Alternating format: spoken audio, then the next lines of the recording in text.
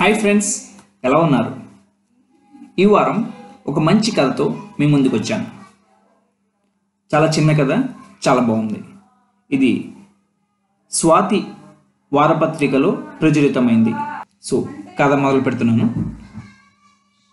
ఒక గొప్ప పండితుడికి గజారోహణ సన్మానం చేసి సత్కరించాడు ఆ దేశపు రాజు.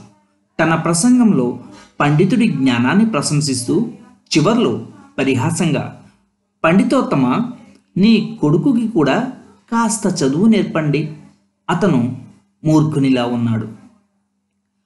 బంగారం, వెండి రెండింటిలో ఏది గొప్పదో కూడా తెలియదు అతనికి అంటూ పెద్దగా నవ్వాడు.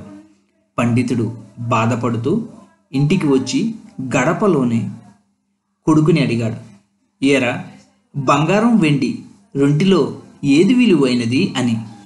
కొడుకు తడుముకోకుండా వెంటనే చెప్పాడు, బంగారం నాన్నగారు అని. మరి నువ్వు మూర్ఖుడు అని రాజు నిండు సభలో నన్నెందుకు పరిహాసం చేశారు అని అడిగాడు.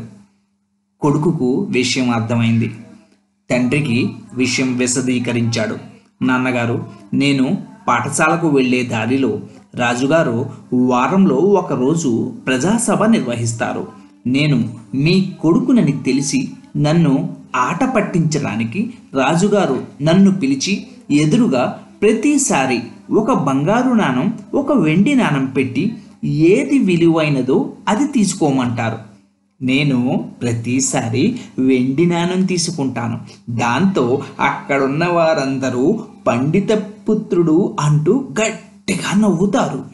అప్పుడు పండితుడు, నాయన, బంగారం విలువ తెలిసిన వాడివి వెండి నాణం ఎందుకు తీసుకుంటున్నావు? రాజుగారి సభలో నాకెందుకు తల వెంపులు తెస్తున్నావు అని అడిగాడు. అప్పుడు పిల్లవాడు నవ్వి, నాన్నగారు, నేను ఏ రోజు బంగారు నాణం తీసుకుంటానో ఇంకా ఆ ఆట సాగదు. వాళ్ళు నన్ను తెలివి తక్కువ మూర్ఖుడు అనుకోవటం వల్ల నాకు మీకు పోయేదేమీ లేదు అంటూ తన అల్మారా తీసి చూపించాడు. అందులో పయ్యర దాదాపు వెండి నాణాలతో నిండిపోయి ఉంది. పండితుడు మెచ్చుకోలుగా పిల్లవాడి భుజంపై తట్టాడు ఆనందంతో. ప్రతి మనిషి వచ్చిన ప్రతి అవకాశాన్ని వినియోగించుకోవాలి. బంగారం లాంటి అవకాశాల కోసం ఎదురు చూడటం మూర్ఖత్వం. వచ్చిన ప్రతి అవకాశాన్ని బంగారంలా మార్చుకోవటం పండిత లక్షణం. ఇది ఈ కథనిది. ఇక్కడితో ఈ కథ సమాప్తం. Please subscribe our channel. Thank you very much.